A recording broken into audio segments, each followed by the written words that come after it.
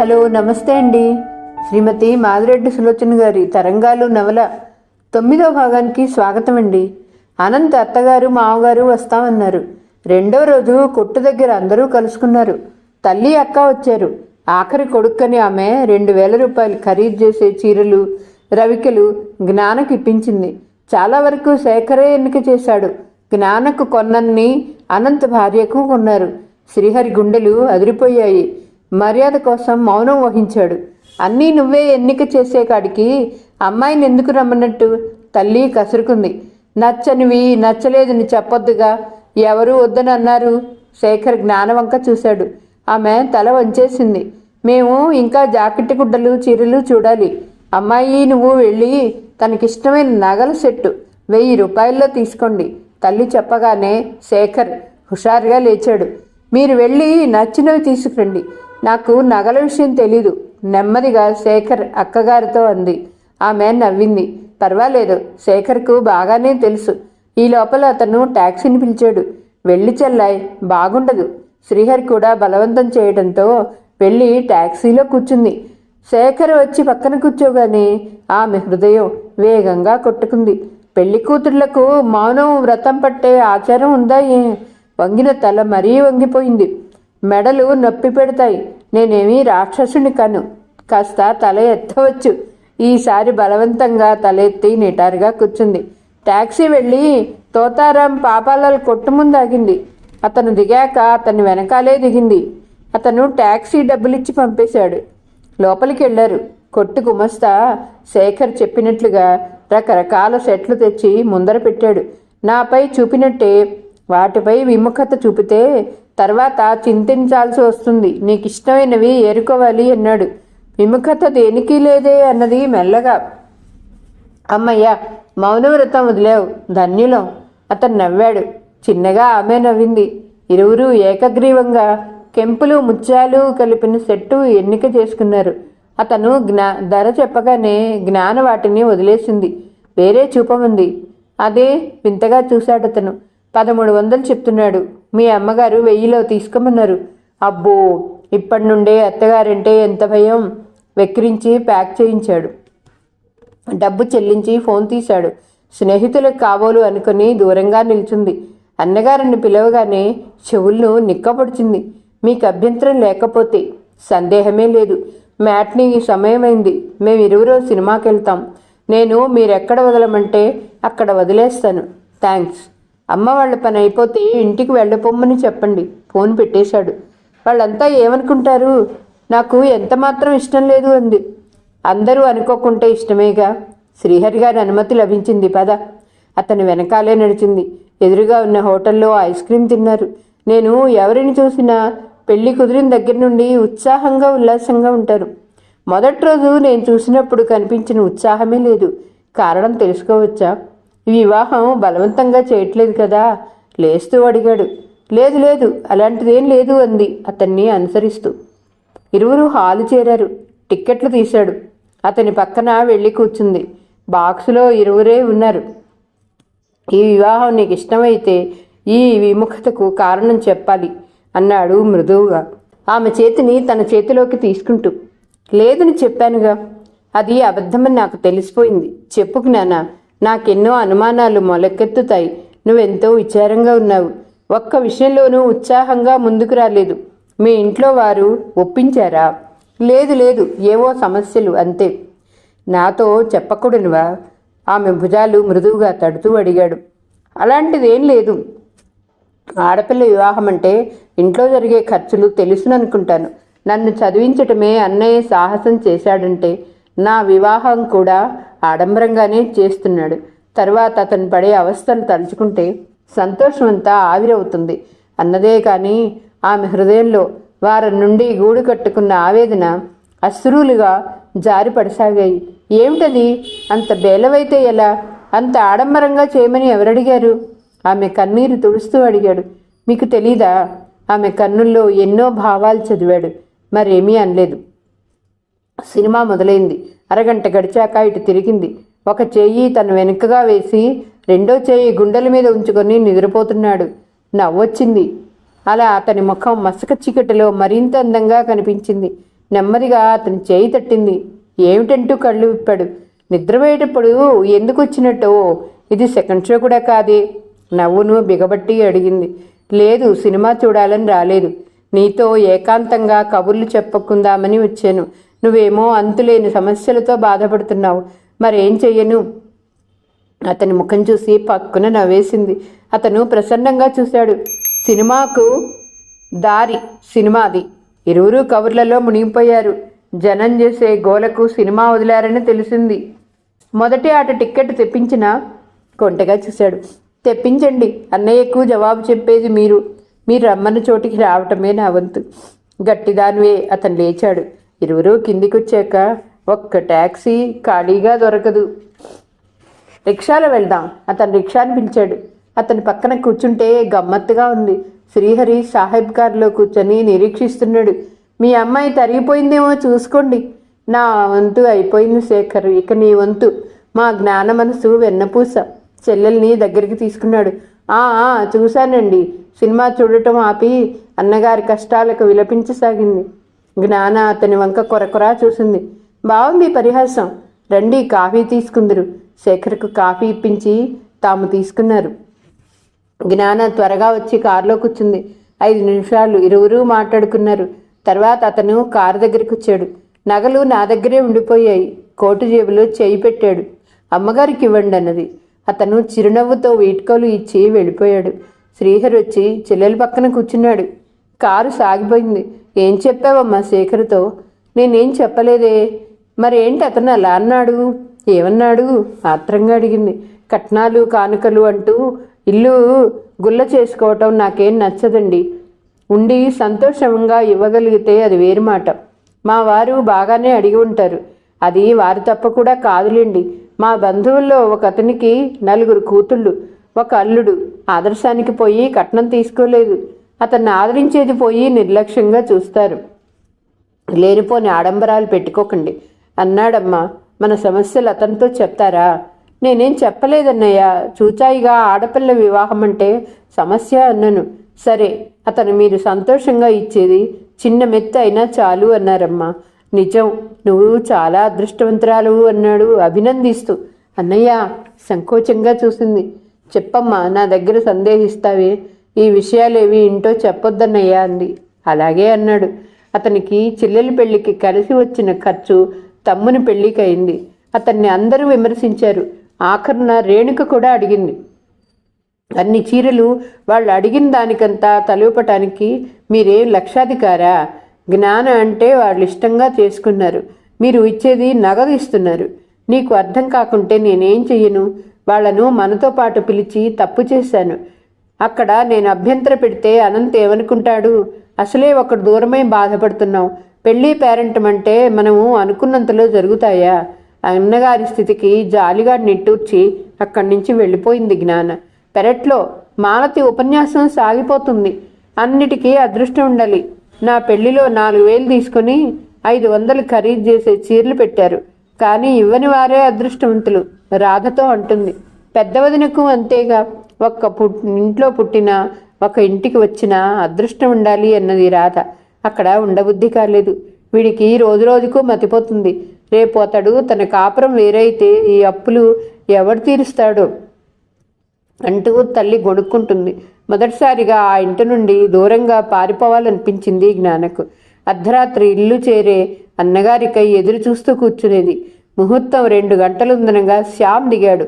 విశాల అందరిలో ఆడంబరంగా ఉండాలని అరగంటకో చీర మార్చసాగింది. ఇంటి ముందు వేసిన డేరాలలో అత్తరుబొడ్డి పుచ్చుకొని తిరగసాగింది. మాలతి ముఖం మార్చుకునే ఉంది. రేణుక శ్రీహర్లే కన్యాదానం చేస్తున్నారే. పనులు చూసేదెవరు? ఆడపడుచులకు పిల్లలతోనే సరిపోతుంది. ఏ మనుషులో 4 ఉన్న కుటుంబం అయితే 4 పనులు ఆదుకుంటారు. ఎవరి దారి వారిది. రాధా, వాసంతి మీరలా పట్టనట్టు కూర్చుంటే ఎలాగే? లక్ష్మమ్మ మందలించటం వివాహ మంటపంలోకి వెళ్తున్న జ్ఞాన చెవుల్లో పడ్డాయి. హాయిగా రిజిస్టర్ మ్యారేజ్ అయితే అనుకుంది. అప్పుడే దిగిన స్నేహితురాండ్రు మగపెళ్లి వాళ్ళకి కావలసినవి చూడసాగారు. తేలిగ్గా నిట్టూర్చింది జ్ఞాన. ఇటు జ్ఞానను అత్తవారింటికి పంపి అటు అనంత పెళ్లికి తరలిపోవాలి. ముహూర్తం వేళకు జ్ఞాన శేఖర్ అటు రావాలని ప్రస్తావించారు. బరువెక్కిన హృదయంతో రేణుక మరదలు పెట్టే సర్దుతోంది. శ్రీహరి వచ్చాడు. జ్ఞాన శేఖర్ వాళ్లతో ఏం చెప్పాడో. కట్నం పేరే ఎత్తలేదు. శేఖర్కి ఇద్దామని వెళ్ళాను. మీరు ఎంత సంతోషంగా ఇవ్వగలిగితే అంతే జ్ఞానకి ఇవ్వండి అన్నాడమ్మా. అతని మాట తప్పించుకోవటం భావ్యం కాదు. ఈ 5,000 ఉంచు, మిగతాది కొద్ది రోజుల్లో సర్దుతాను. చిన్న తోలు సంచి పెట్టెలో పెట్టాడు. అన్నయ్య ఆగు. వెంటనే తోలు సంచి తీసి 3,000 మాత్రమే ఉంచేసింది. 2,000 అన్నగారి జేబులో పెట్టేసింది. అక్కయ్యలకు ఇచ్చినంతే చాలు. నాకు కావాల్సింది అందరి అనురాగం, కానీ అందరిలో నాకు గొప్పగా చేశారనే ఆధిక్యత కాదు. పిల్లలలో భేదాభిప్రాయాలకు కారణం పెద్దవాళ్లే. ఒకరి పట్ల విపరీతమైన ప్రేమాభిమానాలు ప్రదర్శించి మరొకరిని నిరసనగా చూస్తే వాళ్ళిరువురు శత్రులు అవుతారు. కొన్నిసార్లు మనకు తెలియకుండా జరుగుతుంటాయి. అనంతన్న భార్యకు నువ్వు కావాలని కొనకపోయినా వదినలకు కోపంగా ఉంది. ఇతరుల కోపతాపాలు ప్రదర్శించిన అన్నకు నాపై ప్రేముంది. అందుకే తీసుకెళ్తాను అనుకునే స్వార్థపరాల్ని కాదు. అందరూ ఆశీర్వాదంతో ఇచ్చిందే చాలు అంది. శ్రీహరికి మాటలు కరువయ్యాయి. ఆమె తల నిమురుతూ కంటిలో ఊరిన కన్నీరు కనపడరాదని త్వరగా అటునుండి వెళ్ళిపోయాడు. రేణుక మాత్రం కంటతడి పెడుతూ మరదల్ని హృదయానికి హత్తుకుంది. జ్ఞాన, ఈ బీద వదిన్ని మర్చిపోవు కదా. ఉన్ననాళ్ళు కన్న కుదిరిలా మసిలావు. నిన్ను విడిచి ఎలా ఉండాలమ్మా? ఏమని జవాబు చెప్తుంది? వదిన హృదయంపై పసిపిల్లలా ఒదిగిపోయింది.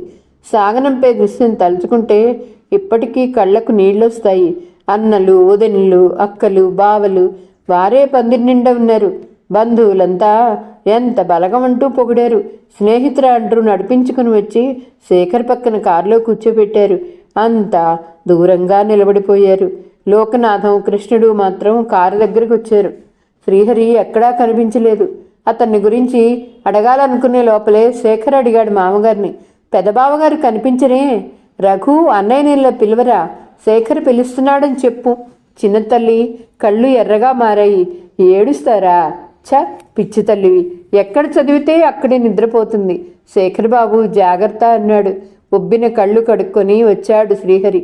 బలవంతంగా నవ్వుతూ వీడ్కోలిచ్చాడు. వంగి కృష్ణుణ్ణి ముద్దు పెట్టుకుంది.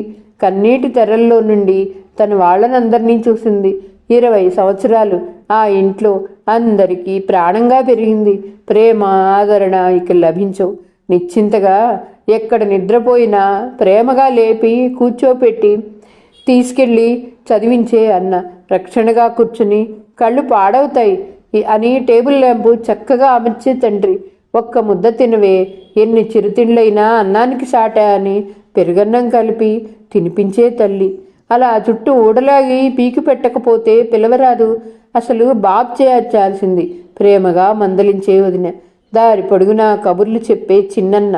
నువ్వు డాక్టర్ అయితే మాకెంతో సంతోషంగా ఉంది అని ప్రోత్సాహపరిచే అక్కలు. హాస్యాలతో ప్రేమ కురిపించే బావలు. మా చెల్లెలు సార్థక నామధేయురాలనే ఇతర అన్నలు. అత్త, ఒకే పువ్వు పూసింది, అది నీకు. ప్రేమతో పువ్వు తుంచి భక్తుడిలా పట్టుకునే మెనల్లుడు కృష్ణుడు. ఇక ఆ మమతలు కానరావు. తాను మర్చిపోలేదు. ఇక తను బాధ్యతగా మసులుకోవాలి. తన విషయాలు కాక అందరివి చూడాలి. అందరూ ఆమె కళ్ల ముందు నుండి దూరమయ్యారు. స్మృతి పదంలో మాత్రం నిలిచిపోయారు. జాలువారే కన్నీరు ఒత్తుకోవాలని పరుసు తీసింది. చేతి రుమాలు కోసం. సెంటు పూసిన రుమాలు గుప్పున వాసనలు వెదజల్లింది. దాని పక్కనే అందమైన నీలి కాగితం కనిపించింది. కన్నీరు ఒత్తుకొని తీసింది. మధురమైనది వివాహ బంధము, మనుగడకే పరిపూర్ణానందము, అణిగిమణిగి మసిలితేనే అందము, కలకాలం కలిసి బతుకు పువ్వు తావి చందము. ఏమిటి జ్ఞాన? కుతూహలంగా చూశాడు. కాగితం అతని చేతికిచ్చింది. చదివాడు. మీ స్నేహితురాలు డాక్టర్లే కాక కవయిత్రులు కూడానా? ఆసు కవిత్వం మా లక్ష్మికి మహాప్రీతి అంది అతడిచ్చిన కాగితం అపురూపంగా దాచుకుంటూ. ఆమె దిగులుగా ఉందని అతడేవో అడగసాగాడు. ఆమె జవాబులిస్తూ కూర్చుంది. అత్తగారు దగ్గరుండి గృహప్రవేశం చేయించారు. 3 తోడికోడళ్ళు చదువు విషయాలు గుచ్చి అడిగారు. మరి డాక్టర్ అయితే వంట తంటా చేస్తుందా? ఒక ఆవిడ అడిగింది. మనకంటే వంట చేసే కర్మ తనకెందుకమ్మా? 4 పెట్టి చేయించుకుంటుంది. అవునమ్మా, అన్నయ్య తెలివైనవాడు. గారెలు తింటారని కట్నమంతా మొదటే శేఖర్కి ఇచ్చాడటగా. ఓరొకడు ఆవిడ అడిగింది. మన ఇంటికొచ్చిన మనిషి ఎటు వెళ్తుంది? తర్వాత కబుర్లు రండి. అత్తగారి కేకకు అందరూ వెళ్ళిపోయారు. పాతకాలపు మేడ మీదున్న 2 గదుల్లో ఒకటి అక్కడే ఉండే తోడుకోడలిది, రెండోది జ్ఞానకిచ్చారు. అనంత పెళ్ళని ఆమె వెంట ఎవరూ రాలేదు. అందరికీ పిల్లలతో సందడిగా ఉంది. కాలం మారిపోతుంది. 2-3 బంధువుల అమ్మాయిలు కాసేపు కబుర్లు చెప్పి వెళ్ళిపోయారు. ఒంటరిగా కూర్చుంటే ఎన్నో ఆలోచనలు వస్తున్నాయి. దుస్తులు మార్చుకొని కూర్చుంది. 4 మగవారిని వెంటబెట్టుకు పెద్దబావగారు వచ్చారు. ఇబ్బందిగా లేచి నించుంది. రండి, మా మరదలు డాక్టర్ అండి. నమస్కరించింది. అందరూ కూర్చున్నారు. మీరంతా ఊరి పెద్దలమ్మా. ఏమయ్యా, మన ఊరిలో డాక్టర్లు ఎవరున్నారు చెప్పండి. మేము అన్నావుటయ్యా. కూర్చో అమ్మా. మీ బావగారి సంబరం ఇంత అంతా కాదు. ప్రాక్టీస్ పెడతావా, ఉద్యోగం చేస్తావా? ఒక అతను అడిగాడు. ఇంకా 2 సంవత్సరాలు చదవాలండి. ఓ సంవత్సరం కోర్సు, ఓ సంవత్సరం ట్రైనింగ్. ఎంతసేపు అవుతుంది? ప్రాక్టీస్ పెట్టమ్మా, బాగా సంపాదించదు కానీ. మరొకతను సలహా ఇచ్చాడు. నువ్వు అలా నిల్చుంటే మేము వెళ్ళిపోతాం. మరొకతను కూర్చోమ్మని బలవంతం చేశాడు. ఇబ్బందిగా ఓ మూల కూర్చుంది. చాలాసేపు కబుర్లు చెప్పి లేచి వెళ్ళారు. రాత్రి 9 గంటలకు చిన్నాడపడుచు లీల వచ్చి పిలిచింది. కిందికొచ్చింది. ఈరోజు ఊరందరికీ బంతి పెట్టాం. పనుల్లో మునిగిపోయాము. ఒక్కర్తివి పైనున్నావా? సరళ చిన్నత్త వద్ద కూర్చోవద్దుటే పెద్ద మనవరాలిని అడిగింది అత్తగారు. అయ్యో, మేమంటే చదువు సంజలు లేనివాళ్ళం. అందరినీ చూస్తే భయపడాలి. ఆవిడ చదువుకుంది. పెద్ద బావగారితో ఊరి పెద్దలతో బానే బాతాఖాని వేసింది. తోడికోడలు చెప్పింది. ఆమె మాటలు బాధ కలిగించాయి. పెద్దాడికి చదువుకున్న వాళ్ళంటే ఇష్టం. అందుకే నలుగురిని పిలుచుకొని వచ్చి ఉంటాడు. అది కొత్తమ్మాయి. ఏం బాతాఖాని వేస్తుంది? అసలు మీ నోటికి హద్దు పొద్దు లేదు. ఇప్పుడు ఏమన్నానని? ఆవిడ కోపంగా వెళ్ళి పొయ్యి మీద మరిగే నీళ్లు దింపబోయి కాళ్ళపై పోసుకుంది. ఆవిడ అరుపులకు అందరూ పరిగెత్తుకొచ్చారు. ఆ మంటలు భరించలేక చన్నీళ్లు పోసుకోబోయింది. జ్ఞాన పరుగున పోయి వారించింది. ఆవిడనే కూర్చోపెట్టి ప్రథమ చికిత్స చేసింది. విసనకర్రతో విసురుతూ ఆవిడ కాళ్ళ దగ్గరే కూర్చుంది. ఈ ఊళ్ళో మందులు దొరుకుతాయా అత్తయ్య? లేవమ్మా, డాక్టర్ ఉంటాడు. ఇప్పుడు వస్తాడో రాడు. అయితే అతని దగ్గర ఈ మందులు ఉంటే ఇమ్మనండి. కాగితంపై వ్రాసి ఇచ్చింది. జవాబుగా డాక్టర్ వచ్చాడు. పట్టీ కట్టి ఇంజెక్షన్ ఇచ్చేసరికి 11 దాటింది. అందరూ అంతంత మాత్రంగా భోంచేశారు. మేము చూస్తాం, పడుకోగాన ఉదయమే ప్రయాణం అవ్వాలి. కాసేపు ఉంటాను. అక్క చాలా బాధపడుతున్నారంది. పర్వాలేదమ్మా, అత్తగారు బలవంతం చేసింది. నెమ్మదిగా తనకై ప్రత్యేకించిన గదిలోకి వెళ్ళింది. అప్పటికే శయ్య చేరిన శేఖర్ ఎదురు చూస్తున్నాడు. అప్పుడే చికిత్స మొదలుపెట్టావా? గంట నుండి నిరీక్షణ. చిన్నగా నవ్వింది. సూట్ కేసు తీసి డబ్బు బయట పెట్టింది. మీరు నాకు ఇమ్మన్నారట. అతనికి ఇవ్వబోయింది. నీ డబ్బేగా ఉంచేయి. అతను దాన్ని తీసుకోనే లేదు. కోపంగా ఉంది కదూ. You silly girl. చాలా. నా దగ్గరుంటే 2 రోజుల్లో అయిపోతుంది. ఉంచేయి. అవసరమైనప్పుడు తీసుకుందాం. అత్తగారి దగ్గర, బావగారి దగ్గర ఉంచండి. ఇంత మొత్తం నాకెందుకు? అవసరం లేదు. రేపు వీలున్నప్పుడు బ్యాంకులో వేస్తాను. అతను సిగరెట్ వెలిగించాడు. ఆ పొగకు జ్ఞాన ఉక్కిరిబిక్కిరైంది. ఓ సారీ జ్ఞాన. బయటికి వెళ్ళి రాజేసి వచ్చాడు. అతని వంక కృతజ్ఞతంగా చూసింది. అతని పాదాలు ముట్టుకుంది. ఇదే అచ్చు పతివ్రత కాలం పాతదానిలా? మీకు అర్థం కాదు. మీరు చేసిన ఉపకారం అంతా ఇంతే కాదు. 100కి1 మీలాంటి వాళ్ళున్నా. అతను ఆమె నోరు మూసి దగ్గరికి లాక్కున్నాడు. మధురమైన కాలం. మాటల్లో కరిగిపోవటానికి కాదు, మత్తుగా మధురంగా నవ్వాడు. అతని వంక సూటిగా చూడలేక కళ్ళు వాల్చేసింది. 2వ రోజు ఉదయం అన్నపెళ్లికి ఉత్సాహంగా తయారైంది జ్ఞాన. శేఖరే ఆమెకు దుస్తులు ఎన్నిక చేశాడు. గంధపు రంగుపై బంగారు చుక్కలున్న చీర తీశాడు. ఆడబిడ్డల తల్లిదండ్రుల కష్టాలు గ్రహించి ప్రతిదానికి పేచీ పెట్టక ఉదారత చూపిన ఆ పురుషుడి ముందు సమస్తము అర్పించి వేయాలనే కోరిక కలిగింది. నేను శాసించానని కోపంగా ఉందా? కోపం దేనికి? మీకు ఇష్టమైనవి వేసుకోమన్నారు. అందులో సంతోషం లభిస్తుంది. చనువుగా అతని టైపిన్ను పెడుతూ అడిగింది. పెళ్లిలో ఎంతమంది ఉన్నా శ్రీహరి కళ్ళు చెల్లిని గాలించాయని అక్కలు తర్వాత ఎగతాళి చేశారు. ఎదురొచ్చాడు. వచ్చావా జ్ఞాన? శేఖర్ అమ్మగారిని రమ్మని చెప్పాంగా. ప్రయాణాలంటే ఆమెకు విసుగండి. మీకు కావలసిన వాళ్ళని తెచ్చానుగా. హాస్యాలతో వేడుకలతో హాయిగా ముగిసింది. పెళ్లి 3వ రోజు అందరూ నిద్రపోతున్నారు. మధ్యాహ్నం పెద్ద బట్టల మూట ఎత్తించుకొచ్చాడు శ్రీహరి. చూడు జ్ఞాన, నువ్వు శేఖర్ నా ఖర్చులు తగ్గించాలని చేసిన ప్రయత్నం దండగే అయిందమ్మా. అనంత్ పై పక్షపాతమని వాసుకు కోపం వచ్చింది. అందుకే ఆమెకు చీరలు కొన్నాను, అక్కయ్యలందరికీ తెచ్చాను. నిజంగా బాధ్యతలు ఎలాంటివో అర్థమైంది. నిట్టూర్చింది. అందరూ సంతోషంగా వెళ్ళిపోయారు. శ్రీహరి అప్పు సంగతి ఎవరికీ పట్టదు. శేఖర్ ఈ ఒక్క సంవత్సరం తను ఇక్కడే ఉండి చదువుకుంటుంది. జ్ఞానకు మతిపోయింది. తను ఒక్కతెళ్ళినా ఎన్నో ఖర్చులు తప్పుతాయి. భర్త అంగీకరిస్తే తను ఉండాల్సిందే. తను ఎలా అడ్డు చెప్తుంది? ఎలా కుదురుతుంది బావగారు? అక్క ఇంట్లో మేడపై ఉంటున్నారు. కాపురం అక్కడ పెట్టడం బాగుండదు. వేరే ఇల్లు చూసి తీసుకెళ్తారు సరే. ఇటు ఇల్లు అటు చదువు ఎలా సాగుతుందంటారు? అదే సాగుతుంది. అమ్మ వచ్చి ఉంటారు. శ్రీహరి ఎంత వాదించినా శేఖర్ వినలేదు.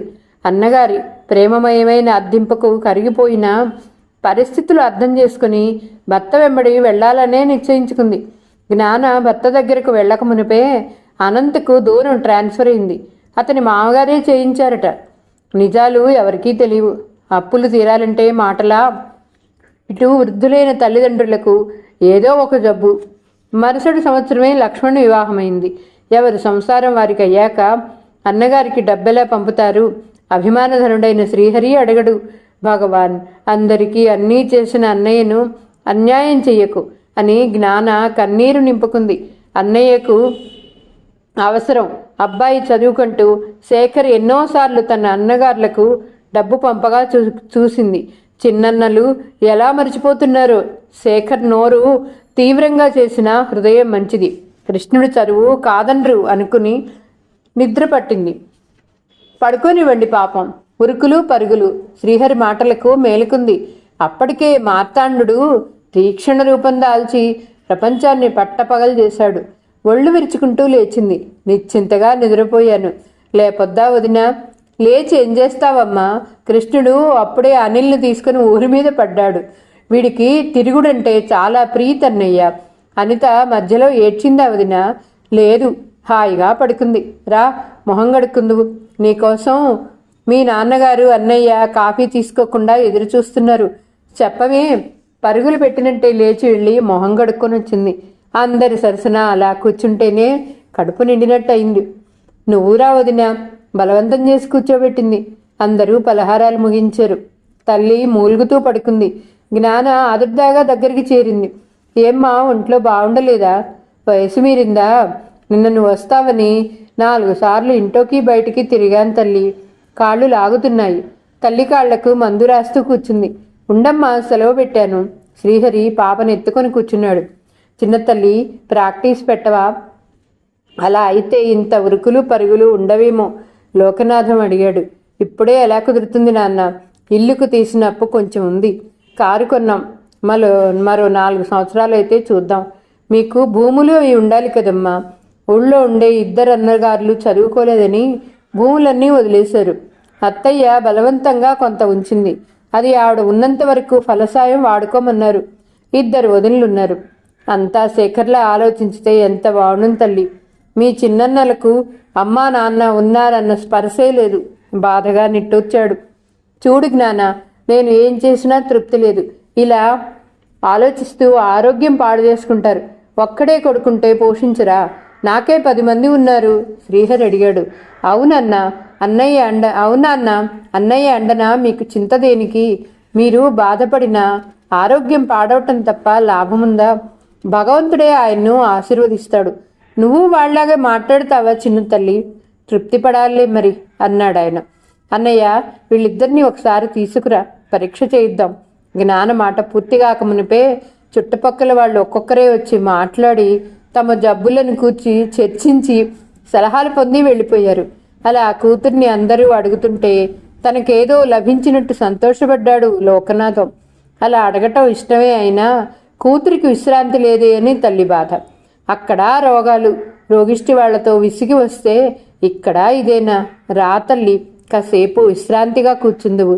మీ నాన్న ఊరంతా మా అమ్మాయి వచ్చిందండో రండి అని చాటి వస్తారు అన్నది చిరుకోపంగా. చూసావా, కృష్ణుడు రాని అడుగుతాం. అమ్మలెక్కలను చేరవేసి చాటించిందెవరో? మీ ఇద్దరికి వాడు సాక్ష్యమా? బడి ఊరు వాడ ఒక్కటిగా చేసి మా అత్త వస్తుందని చాటించి రాలేదా? శ్రీహరి నవ్వాడు. వారి అభిమానానికి మురిసిపోతూ లోపలికెళ్ళింది. రేణుక ఎవరినో కేకలేస్తుంది. ఎంత ఖరీదైనా వేసుకో, పిల్లలు వస్తారని చెప్పకనే చెప్పాను. మీకు అసలు మతి ఉండదు. మరొక 5 పైసలు ఎక్కువ ఇస్తామంటే చాలు ఇచ్చేస్తారు. ఏమిటి వదినా, వెన్న జ్ఞాన? వారం రోజుల నుండి చెప్పాం. దాని అత్త ఎవరికో అమ్ముకుందిట. భయభక్తులు అసలు లేవు. నగదు కావాలమ్మా. ఫస్ట్ తారీఖు వరకు ఆగటం పడదని చెప్పవచ్చుగా. వెన్న తెస్తానన్న ఆవిడ తల ఉంచుకొని నిల్చుంది. వదిన, ఈ ఆర్భాటం అంతా దేనికి చెప్పు? నేనేం పరాయిదాన్నా? పిల్లలున్నారని. సరే వెళ్ళు, విసుక్కుని పంపించేసింది. జ్ఞానకిష్టమైన వంటలతో, వారి ప్రేమాభిమానాలతో మరో 2 రోజులు 2 గంటల్లా గడిచాయి. తెల్లారి వెళ్ళిపోవాలంటే ఎంతో దిగిలేసింది. పాపను ఓ 2 సంవత్సరాలు నా దగ్గరుంచమ్మా. గోపు చిన్న కుర్రాడు, వాడేం చూస్తాడు? అవసరానికి పనికిరాని ఆప్తులుండి దేనికి? రేణుక ప్రస్తావించింది. జ్ఞాన మాట్లాడలేదు. నీకు నమ్మకం ఉంటేనే అమ్మాయి, తర్వాత బాధపడకూడదు. అదేం మాట వదినా? నీ మీద నమ్మకం ఉండదా? నీవే బాగా పెంచుతావు. నీకున్న పని చాలదా? పని మనిషి కూడా లేదు. ఎంత పని? 10 గంటల వరకే హడావిడి. తర్వాత పెద్దవాళ్ళిద్దరూ కునుకు తీస్తారు. నేను వాసాలు దూలాలు చూస్తూ గడుపుతాను. అవునమ్మా, కృష్ణుడు ఎప్పుడూ వీధిలో తిరుగుతాడు. తనకు కాస్త సందడిగా ఉంటుంది. నిజమే, కానీ ఆయన ఏమంటారో సందేహించింది. శేఖర్కి మాత్రం తెలీదా? అంతగా చూడాలనుంటే వారానికి ఒకసారి రండి. ఆ మిషతోనైనా మిమ్మల్ని చూస్తాం, శ్రీహరి ప్రస్తావించాడు. అవును తల్లి, బంతిలాంటి పిల్ల వాడిపోయింది చూడు. మాకు కాలక్షేపంగా ఉంటుంది. తల్లి తండ్రి అందరూ బలవంతం చేస్తుంటే కాదనలేకపోయింది. తను మాత్రం ఎప్పుడు అనితనెత్తుకుందని గోపుతోనో పని మనిషితోనో కాలక్షేపం చేస్తుంది. పాప దిగులు తగ్గుతుంది. ఆలోచించి ఉంచేయటానికే నిశ్చయించింది. దాని దుస్తులు ఆట సామాన్లు అక్కడే ఉండిపోయాయిగా. శేఖర్ చేత పంపించు, కూతురి కోసమైనా వస్తాడు అన్నాడు శ్రీహరి. అతను వెళ్ళి ఊళ్ళో తెలిసిన కొట్టు నుండి మంచి వేరి 4 చీరలు తెచ్చాడు. వీటిలో నీకు నచ్చింది ఎంచుకో తల్లి, ఇంతకంటే మంచివి కొని ఇవ్వలేను. నిష్ఠూరాలు, ఈ మర్యాదలు ఎప్పుడు నేర్చుకున్నావన్నయ్య? భగవంతుని దయతో ఇచ్చిన నాళ్ళు ఇచ్చావు. ఇప్పుడు ఎందుకు? నిన్ను చూస్తే విచారంగా ఉందన్నయ్య. ఒక్క పిల్లాడున్నాడు, వాడిని ఏం చేద్దామని? మాకు మర్యాదలు జరగాలి. ఏ లోపం రాదని ఆలోచిస్తావు కానీ నీకు ఇల్లాలుంది. ఆవిడకు కోరికలుంటాయని ఎందుకు ఆలోచించవు? నీ ప్రేమలు చాలన్నయ్యా. కన్నీటితో వాటిని దూరం నెట్టింది. వదిన బలవంతం మీద జాకెట్ గుడ్డలు మాత్రం తీసుకుంది. అమ్మా, నేను మరో 4 రోజులు ఉండి వస్తానే. అనిల్ మారం మొదలుపెట్టాడు. అవునత్తయ్యా, ఆడుకున్నట్టే లేదు. 4 రోజుల పాఠాలు ఇంటి దగ్గర చెబుతురు గాని కృష్ణుడు అర్థించాడు. తాజెడ్డ కోతి వనవెల్లా చెరిచిందని సామెత ఉందిగా. మంచిగా చదువుకుండేవాడిని ఎందుకు ఆపుతావు? శ్రీహరి కొడుకును వారించాడు. ఈ సెలవులు రాగానే నేను రాకపోయినా వాడిని పంపిస్తాను. ఇప్పటికి వెళ్ళనీయరా? అల్లుడు తల నిమిరింది. కూతుర్ని వదిలేస్తుంటే బాధ అనిపించినా రోజు సమయానికి పాలు లేక బాధపడే పరిస్థితులు తలుచుకుని నిబ్బరంగా వదిలింది. అందరి వద్ద సెలవు తీసుకుంది. అందరూ తాళం పెట్టి స్టేషన్ వరకు వచ్చారు. జ్ఞాన కోసం చేసిన పిండి వంటలు, గడ్డ పెరుగు, ఒడియాలు బుట్టలో పెట్టి తెచ్చింది రేణుక. చిన్నమ్మ లేకుంటే నాకేం తోచదమ్మా, దిగులుగా చూశాడు గోపు. నువ్వు ఉండిపోరా, అమ్మగారికి సాయం చేసినట్టు అవుతుంది. మరి మీకు? నిజమే, వాడు చిన్నవాడే కానీ చేసే పనులు ఎన్నో ఉన్నాయి. ముఖ్యంగా శేఖర్ బూట్లు, కారు తొడవటం. బండి రాగానే శ్రీహరి సామాన్లన్నీ సర్దిపెట్టాడు. స్థలం చూసి కూర్చోపెట్టాడు. కృష్ణుణ్ణి గంట కూర్చోపెట్టి చదివించు, లేదా మాస్టర్నైనా పెట్టు. సిటీ స్కూళ్లలో అడ్మిషన్ దొరకాలంటే చాలా కష్టం. అలా చూస్తావే, వచ్చే ఏడు పాప మీ దగ్గర, వాడు నా దగ్గర ఉంటాడు అన్నది పిల్లలిద్దరూ ఎగిరిగంతేశారు. ఇప్పుడే రారా బావా, అనిల్ చెయ్యి పట్టి లాగాడు. మధ్యలో ఎలాగా? తర్వాత వస్తానన్నాడు. అమ్మా, అప్పుడెప్పుడే ఇలాగే వచ్చిపో, మాకు చేత కాదు. తల్లిదండ్రులు కన్నీటితో అర్థించారు. అన్న మౌనంగా చెయ్యి నొక్కాడు. పాపను గూర్చి దిగులు పెట్టుకోవద్దు, నా ప్రాణంగా చూసుకుంటాను. రేణుకంది. కూతుర్ని ముద్దు పెట్టుకుంటుండగానే బండి కదిలింది. బండితో పాటు ఆమె ఊహలు కదిలాయి. మొదటిసారి శేఖర్తో ఫస్ట్ క్లాస్లో ఎన్నో కోరికలతో ఊహలతో ప్రయాణం చేసింది.